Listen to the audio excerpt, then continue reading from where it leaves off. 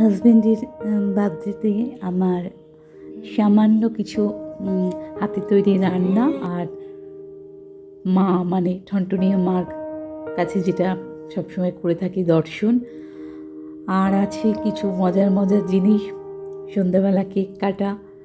তো সেই নিয়েই আমি করেছি, শাশুড়ি মা ছিলেন না, আমার হাতে সব রান্না রেখেছি। আর এই যে ক্যাডবেরিজ, ড্রেস, এগুলো কিন্তু কোনো সারপ্রাইজ গিফট নয়, কারণ আমি তো একা বিয়ের পর থেকে আর বেরোইনি কোনো দিন, সবসময় হাজব্যান্ডের সঙ্গেই যাই। এবং এই ক্যাডবেরিজ কেনা, ড্রেস কেনা সাথে গিয়েই নিই। আর প্যান্টালুন্স তো আমার ড্রেস, প্যান্টালুন্স বা শপার স্টপ। আর আছে এই বললাম কিছু মজার, সুন্দর, মজার নয়, সুইট মোমেন্ট। হাতে তৈরি পায়েস। তো হাজব্যান্ডের জন্যে আমি যেটা করেছি, ফল আছে, খেজুর আছে, ড্রাই ফ্রুটস আছে, আর কেক আছে। আর এই সেলিব্রেশন, ক্যাডবেরি সেলিব্রেশন দুটো হাজব্যান্ডের সঙ্গে সাথে গিয়েই নিয়েছি। এখানে তো মল চারদিকে ঘেরা, রিলায়েন্স মোড়, স্পেন্সার, সিসি 1, 2 সবই রয়েছে।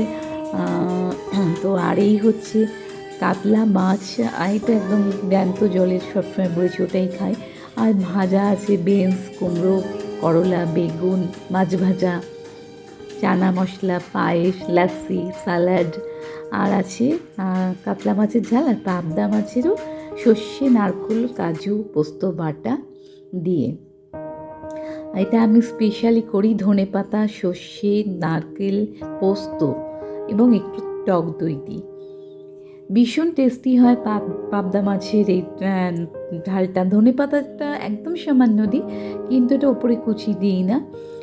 তো এই হচ্ছে আমার সকালের আয়োজন। আর বিকেলবেলা হচ্ছে আবার, সকালে বলেছিল পায়েসটা খাবো না, তো বাবা মা নেই, দেওরের বাড়ি মুম্বাইয়ে রয়েছেন, সেই নভেম্বরের 6 নভেম্বর গিয়েছেন, কারণ ছেলের কাছে ভিআইটিতে গিয়েছিল। বাবা মা প্রথমে 2 তারিখে, আর ওখান থেকে 6 তারিখে রওনা দিয়েছে। আর এই ক্যাডবেরি সেলিব্রেশন, যেটা আমি ওর জন্যেই সাথে গিয়ে নিয়েছি। আর লোটে চোকোপাই, যেটা ক্যাডবেরি থাকে বিস্কিট, মানে বলেইছি আমার হাজব্যান্ড ভীষণ ভালোবাসে ক্যাডবেরি খেতে, আমরা সবাই ভালোবাসি। কেকের মধ্যেও একটা ক্যাডবেরি মানে চকলেট কেক, একটা ভ্যানিলা কেক, যেটা মানে কেক হয়। অ্যাকচুয়ালি আমি পেস্ট্রি মানে ক্রিম দেওয়াটা আনাইনি, কারণ সবসময় ক্রিম দেওয়া খাওয়াটা ঠিক না। তো ওই জন্যে ক্রিম দেওয়াটা, যেহেতু হাজব্যান্ডের বার্থডে, ছেলের হলে ওটাই করি। আর ড্রাই ফ্রুটস রয়েছে, কিশমিশ, খেজু, আলমন্ড, এগুলো থাকেই সবসময়।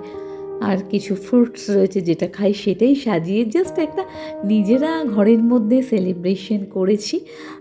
এই মুহূর্তটাকে ক্যামেরা বন্দি করেছি, আমরা দুজনে নিজেরাই কিছুটা এনজয় করেছি।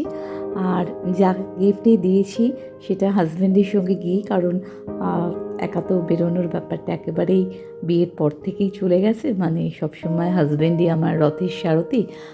জাস্ট একটা নিজেদের মধ্যে আনন্দ, আর কোনোটা সারপ্রাইজ গিফট নয়, কারণ আমি তো হাজব্যান্ডের সঙ্গে গিয়ে, তবে পছন্দটা আমার হয়, হাজব্যান্ডের ক্ষেত্রে তাই। আর হাজব্যান্ডে আমার বার্থডেতে যেটাই দেয় সেটাও সারপ্রাইজ নয়, তার পছন্দ।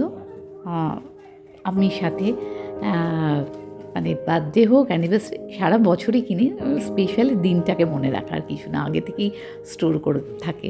আর এই ক্যাডবেরিটা কখন খাবো ভাবছি, সঙ্গে আমি দেখাই যেটা, সেটা অবশ্যই আমি 21 তারিখে এসেছি ঠনটনিয়া কালীবাড়ি, যেটা আমি ছোট্ট থেকে আসি মার হাত ধরে। আর আমার ঠাকুমার বাড়ি, মানে ঠাকুমা দাদু থাকতেন মানিকতলায়, পিসি রোড, ছায়া সিনেমার ঠিক মোড়, একদম মানিকতলা ক্রসিংয়ে, মানে শ্যামবাজারের আসতে ছায়া সিনেমার পর স্টপেজ এপিসি রোডে। তো সেই তারপর রামমোহন কলেজ, মানে সিটি কলেজের মর্নিংয়ে পড়া, তো রামমোহন কলেজের মর্নিংয়ে যেতাম যখন, কলেজের সামনে বাসে নামতাম গাড়িতে, আর ফিরতাম যখন ঠনটনিয়া মার ওখান থেকে, বা অনেক সময় ওয়ান ওয়ে থাকলে এটা হতো।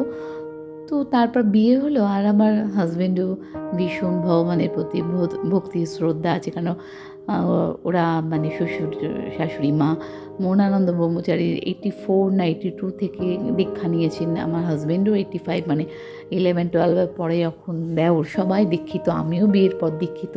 এবং আমাদের বাড়িতে অনেক আচার অনুষ্ঠান, পুজো প্রতি বছর দেওঘর বিয়ের পর তো আমিই 20 বার চলে গেছি, হাজব্যান্ড তো মনে হয় 100 বারের ওপর, বছরে 5-6 বার তো যেতই, তারও বেশি দেওঘরে যাওয়া। এখন ইদানিং একটু কমেছে। তো বিয়ের পর থেকে আমরা একসঙ্গেই যাই, যেখানেই যাই দুজনে একসঙ্গে। টনটনি আর মা কাছেও যে বিয়ের পর থেকে আসা দুজনের সাথে সাথে, কোনো দিন এমনি হয়নি, কারণ আমি একা বেরোই না, সবসময় হাজব্যান্ডের সঙ্গে এসছি। হ্যাঁ, এখানে এলে যে আলাদা একটা তৃপ্তি আছে সেটা বলে বোঝাবার নয়, একটা আলাদা একটা মেন্টাল স্যাটিসফ্যাকশন যেটা মানে এখানে এলে পাওয়া যায়। আর আমি ছাড়া অবশ্য হাজব্যান্ড অনেকবার এসে, তো অফিসিয়ালি কাজ করে হয়ে গাড়ি নিয়ে যখন ফিরছে আমি বলেছি একটু পুজো দিয়ে এসো, এই বা ওই কিছু একটা আছে, হয়তো আমার বার্থডে বা কোনো তিথি আছে কিছুর, তো অনেক সময় আমি আসতে পারবো না, তো বলেছি তুমি বেরিয়েছো যখন, তুমি অক্ষয় তৃতীয়া হোক বা কি বলবো অনেক কিছু থাকে তো, পৌষ কালী পুজো হোক, যে তুমি ফেরার সময় দর্শন করে প্রণাম অন্তত করে এসো আর একটু স্বর্ণমৃত খেয়ে এসো। তো এইগুলো তো থাকেই। আর এই হচ্ছে সুইট মোমেন্ট, যেটা সুইট মেমোরি হয়ে থাকবে। তো এখানেই শেষ করলাম, সুইট মোমেন্টটা তো রয়েছেই। আর সবাই ভালো থাকবেন, সুস্থ থাকবেন। Good night. আমার নতুন ভিডিও নিয়ে অবশ্যই পরেই আসছি।